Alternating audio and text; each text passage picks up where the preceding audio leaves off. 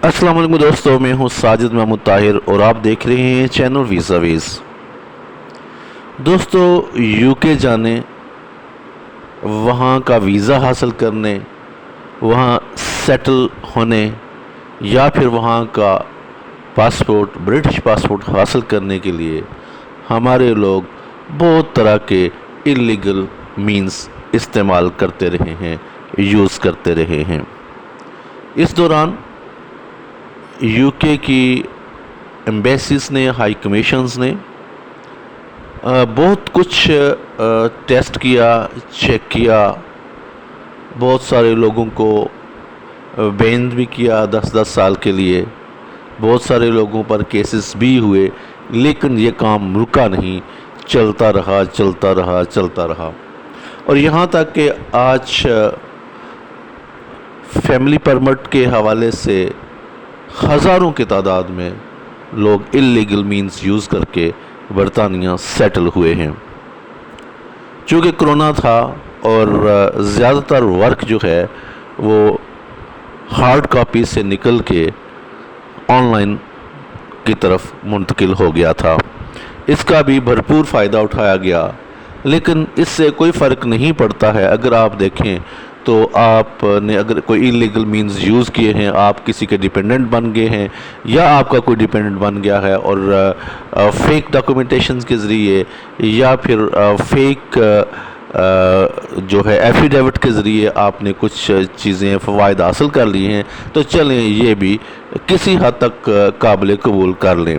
मगर कुछ लोगों ने ऐसे काम किए हैं वहाँ पर ब्रिटिश पासपोर्ट हासिल करने के लिए कि बंदे की रूह कांप जाती है, पाँव तले से ज़मीन निकल जाती है। आज का ये प्रोग्राम किसी वीज़ा के हवाले से, किसी सेटलमेंट के हवाले से तो नहीं, लेकिन एक दो बातें मैं आपसे करना चाहता था जिनके बायस मेरे पाँव तले से वाकई ज़मीन निकल गई थी। दोस्तों, मेरा तजुर्बा यूके के हवाले से 18 सालों पर मुहित है। इन 18 सालों में मैंने घर घर की कहानी देखी है, ऐसे वाक़यात देखे हैं कि जो बयान भी नहीं किए जा सकते।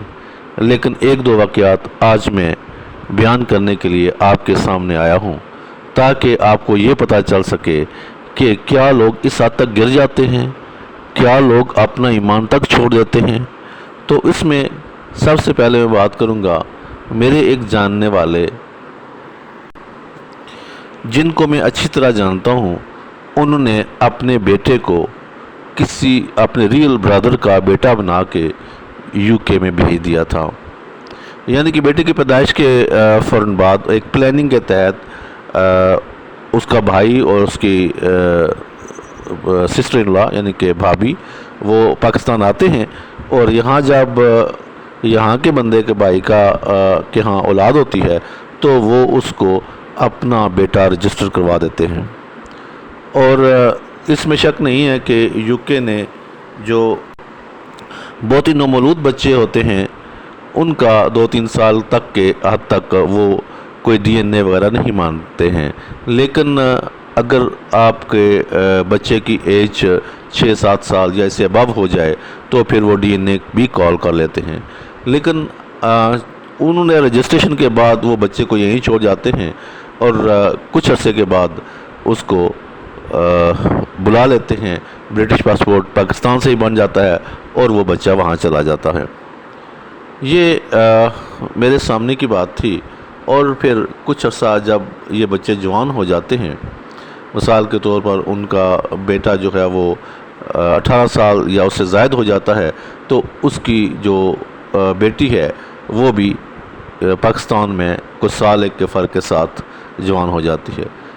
जब उसकी बेटी 18 साल की होती है तो वो मेरे पास आता है और कहता है कि देखें जी, मैंने दूसरे बेटे तो मैंने भिजवा दिए हैं यूके अपने भाई का बेटे बना के, तो अब ये एक मेरी बेटी है जो नहीं जा सकी और ये है कि मैं इसको भी भिजवाना चाहता हूँ। मैंने उन्हें कहा कि ठीक है, कोई मेरा ख्याल है आप ये बात कर रहे हैं कि कोई आप बेटी की शादी वगैरह करना चाहते हैं। तो उन्होंने कहा नहीं, असल में मैं ये चाहता हूँ कि ये जो دوسرا میرا بیٹا UK گیا ہوا ہے، وہ بھائی کا بیٹا ہی پیپرز میں شو ہو رہا ہے نا، وہ میرا تو نہیں شو ہو رہا. اور میری جو بیٹی ہے یہ ریئل بردر کی کزن شو ہو رہی ہے. تو ہم کیوں نہ ایسا کریں کہ ان دونوں کا پیپر میرج کر لیں. تو واقعی میرے پاؤں تلے سے زمین نکل گئی.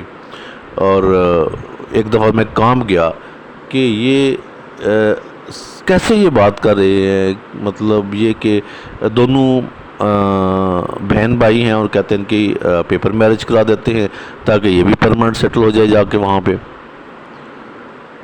آبویسلی مجھے بڑا دکھ ہوا. میں انہیں خود بھی پانی پیا اور ان کو بھی دیا، اور پھر میں انہیں ایک علیحدہ روم میں لے کے چلا گیا. تو میں نے کہا کہ جناب میری ایک بات سن لیں. آپ جانتے ہیں کہ UK میں جب سیٹلمنٹ کا کیس اپلائی ہوتا ہے تو وہاں پر صرف نکاح نامہ ہی نہیں پیش کیا جاتا بلکہ شادی کے فوٹوگراف بھی ہوتے ہیں جس میں دلہا دلہن کو آپس میں بیٹھے ہوئے دکھایا جاتا ہے، اور ان کا گھومنے پھرنے کا بھی وہ فوٹوگراف وہ دکھائے جاتے ہیں، وہ بھیج دیے جاتے ہیں ایمبیسی کو. تو وٹنس اور گروپ فوٹوز اور یہ سارا کچھ ہوتا ہے. تو یہ کیسے ہوگا؟ ان کا نہیں، ہم کر لیں گے. آبویسلی مجھے پھر بھی دکھ ہوا کہ یہ بندے کو ابھی بھی احساس نہیں ہو رہا. میں نے کہا میری ایک بات سنیں، فرض کریں کہ آپ اپنی بیٹی کو دلہن بنا کے بٹھاتے ہیں، ساتھ میں اپنے بیٹے کو بھی اس کا دلہا بنا کے بٹھاتے ہیں، اور دونوں کے کپڑے اور دلہن والے اور دلہا والے پہنا کے آپ بٹھاتے ہیں، اور ان سے آپ نے ایک نکاح نامے پہ سائن بھی کروا لیے ہیں جو کہ آبویسلی ایک اوریجنل ڈاکومنٹ ہوتا ہے. تو اس کے بعد پھر کیا ہوگا کہ اگر خدا نخواستہ، میں نے کہا this is not a guarantee your visa, یہ کسی بھی طرح سے نہیں ہے کہ آپ کے سارے ڈاکومنٹ بھی مکمل ہوں پھر بھی آپ کا ویزا ہو جائے. کہیں نہ کہیں کوئی نہ کوئی معاملات اگر اللہ تعالیٰ کی طرف سے نہ ہونے ہوئے یا رزق اس کا نہ لکھا ہوا ہوگا آپ کی بیٹی کا تو وہ نہیں جائے گی. ٹھیک ہے، لیکن کیا ہوگا کہ ساری زندگی کے لیے ان کے ذہنوں میں گھٹن ضرور رہے گی. اگر آپ اس کیس میں سکسیسفل بھی ہو جاتے ہیں تب بھی ان کے ذہنوں میں گھٹن رہے گی کہ پیرنٹس نے یہ کام کیا تھا کہ ہم دونوں کو دلہا اور دلہن بنا کے بٹھایا تھا اور بہن بھائی کو بٹھایا تھا، اور دونوں ایک دوسرے کو فیس نہیں کر سکیں گے، دونوں ایک دوسرے سے آنکھیں نہیں ملا سکیں گے. اس کے بعد بھی کچھ اس سے بڑھ کر بھی واقعات ہیں جو آبویسلی میں اس سٹوری سے علیحدہ سیپریٹلی وہ UK میں ہوا تھا ہیتھرو ایئرپورٹ پہ. تو وہ اس وقت میں وہاں UK میں تھا. تو وہ جو واقعہ تھا، میرا ایک دوست وہاں پہ طارق نام کا وہاں کام کرتا تھا ہیتھرو پہ، تو اس نے مجھے بتایا تھا کہ اس طرح کا ایک واقعہ ایئرپورٹ پہ ہوا ہے جس کا یہاں پہ ذکر میں کر ہی نہیں سکتا بلکہ مجھے کسی صورت نہیں کرنا چاہیے. تو خیر ہم واپس آتے ہیں اپنی فرسٹ سٹوری کی طرف. تو جب میں نے انہیں صحیح طرح سے سمجھایا، میں نے کہ اگر آپ کی بیٹی کا رزق وہاں نہ لکھا ہوا یہ کبھی نہیں جا سکے گا، جو مرضی کر لے یہ نہیں جا سکے گی، لیکن اگر اس نے جانا ہوا تو یہ چلی جائے گی، جو کوئی بندہ اس کو روک نہیں سکے گا. جب میں نے تھوڑا سا اسے اخلاقی دباؤ ڈالا تو وہ مان گیا. مجھے فخر ہے اس شخص پہ، اور میں خوش ہوں کہ اس نے میری بات مان لی اور اللہ تعالیٰ اسے اس کا اجر دے. تو اس نے کہا جی ٹھیک ہے، پھر آپ کیا کہتے ہو؟ میں نے کہا میں یہ کہتا ہوں کہ یا تو بچی کی شادی کرا دے، نہیں تو پھر اس کو اسٹوڈنٹ ویزے پہ بھیج دیں. تو بچی ان کی ویسے بھی او لیول کر رہی تھی، تو میں نے کہا کہ آپ اس کو نہ بھجوا دیں. تو جب اس نے او لیول مکمل کر لیا تو اسٹوڈنٹ ویزے پہ چلے گی، اب وہاں پہ اس کی شادی بھی ہوگی الحمدللہ. تو یہ ایک معاملہ اچھے طریقے سے سیٹل ہو گیا. اب آتا ہوں میں دوسری طرف. ایک لڑکا تھا جس کو میں نے اسٹوڈنٹ ویزے پہ بیلفاسٹ کالج میں بھیجا، اور بہت اچھا کالج تھا. ہمارے ساتھ ریلیشن، ہمارے آفس کے ساتھ بہت اچھے ریلیشن تھے ان کے. تو قدرتی طور پر ایسا ہوا کہ جو بھی میں نے اسٹوڈنٹ وہاں بھیجے وہ وہاں پہ نہیں رہے. کوئی برمنگھم چلا گیا، کوئی لنڈن چلا گیا، کوئی آئرلینڈ چلا گیا. تو اس طرح سے جو اسٹوڈنٹ ہم نے بھیجے تھے اس کی وجہ سے، اس کے باعث ہمارے اور کالج کے ریلیشن جو ہیں وہ ختم ہو گئے بالکل ہی. مطلب انہوں نے کہا جی کہ یہ جب آپ کا اسٹوڈنٹ یہاں نہیں آ رہا تو ظاہر ہے کہ جو ہوم آفس وہ بھی کہے گا کہ آپ انسانی اسمگلنگ کر رہے ہیں، تو بچے تو پڑھنے کے لیے نہیں آ رہے ہیں، تو وہ تو آپ صرف ان کو داخلہ دلوا رہے ہیں یہاں برطانیہ میں۔ تو خیر اس لڑکے کا جس کا فرض کریں میں زید نام رکھ لیتا ہوں، زید جو بکر ایک پتہ ہے نا ایک معمول کے نام ہے، تو میں فرض کریں اس کا ایک فرضی نام رکھ لیتا ہوں زید۔ تو زید نے یہ کیا کہ وہاں پہ نہ گیا۔ تو پھر مجھے بھی تھا کہ کالج کے ساتھ کچھ اور معاملات فائنینشیل بھی ہوتے ہیں، تو میں نے کالج کہا کسی طرح میں نے اسے دباؤ ڈال کے نا کالج بھجوا دیا۔ وہ انیشلی برمنگھم گیا تھا، پھر وہ کالج چلا گیا، لیکن کالج جانے کے بعد کوئی ایک آدھ دن وہاں گیا، تو پھر اس کے بعد وہ کالج نہیں گیا، جس کے باعث کالج نے نا مجھے میلیں کریں شروع کر دیں کہ آپ کا فلاں اسٹوڈنٹ جو ہے وہ ابھی تک نہیں آیا ہے، تو فلاں ایک اور فیمیل اسٹوڈنٹ تھی وہ بھی نہیں گئی تھی۔ تو سم ہو لانگ سٹوری شارٹ کہ اس لڑکے نے بالکل بھی نہیں گیا اور مجھ سے بھی کوئی رابطہ نہیں تھا۔ آخر مجھے کالج کو یہ لکھنا پڑا کہ میں نے آپ کے پاس اس کو ایک دفعہ جوائن کروا دیا تھا، اب میرا پرائم منسٹر بھی اس کو یہ نہیں کہہ سکتا صبح کہ اٹھو اور کالج جاؤ۔ تو اس طرح سے ہمارے ریلیشن جو تھے وہ کالج کے ساتھ خراب ہو گئے۔ لگ بھگ 2 سال کے بعد وہ زید جو پاکستان آتا ہے اور مجھ سے رابطہ کیے بغیر واپس چلا جاتا ہے یو کے، اور آئی واز ریئلی امیزڈ کہ جب کالج کے ساتھ رابطہ نہ ہو اور کالج ایک اسٹوڈنٹ کی رپورٹ کر دیتا ہے تو پھر وہ اسٹوڈنٹ کبھی بھی یو کے نہیں رہ سکتا سوائے اس کے کہ کوئی اور وہ ہیومن رائٹس پہ یا کہ اسائلم کے معاملات میں جتنا مرضی وہ لٹکا دے۔ آج کل وہ اس کو نہ وہاں نہیں رہنے دیتے بلکہ اس کو اپیل کا رائٹ بھی آؤٹ آف کنٹری دیتے ہیں، ان کنٹری اپیل کا رائٹ بھی نہیں دیتے۔ تو یہی صورتحال ہوئی۔ تو مجھے آئی واز ریئلی امیزڈ، میں بہت حیران تھا، مطلب وہ سوچ رہا تھا کہ ایسا کون سا نقطہ ہے جو آئی واز مسنگ کہ میرے نالج میں نہیں ہے، اور وہ لڑکا وہاں کا کوئی ایسا انڈیفینٹ لے لی اس نے، لیکن انڈیفینٹ بھی 2 سال کے بعد نہیں ہوتی ہے، برٹش پاسپورٹ بھی 2 سال کے بعد نہیں ملتا ہے، کسی بھی طرح سے 5 سال وہاں رہنا پڑتا ہے، اس کے بعد جا کے آپ کا انڈیفینٹ اسٹے ہوتی ہے۔ تو پھر مجھے یہ بھی پتہ چلا کہ جی وہ آیا اور شادی کر کے چلا گیا۔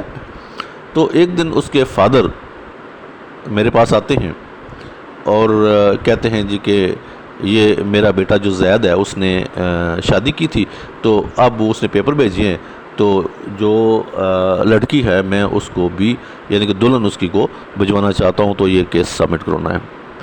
تو میں نے جب ڈاکومنٹ دیکھے تو اس میں ایک فوٹوگراف تھا شادی کا، اور ایک ہی فوٹوگراف تھا۔ تو ایک تو یہ بھی میرے لیے بڑی سرپرائزنگ بات ہے، ایک فوٹوگراف کیوں ہے؟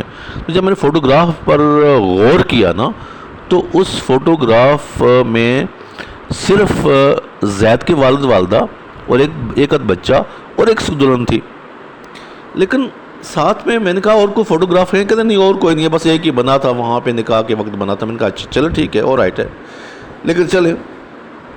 لیکن جو زید تھا اور جو اس کی دلہن تھی ان دونوں کی شباہت آپس میں کافی میچ کر رہی تھی، اس نے مجھے شک میں ڈال دیا۔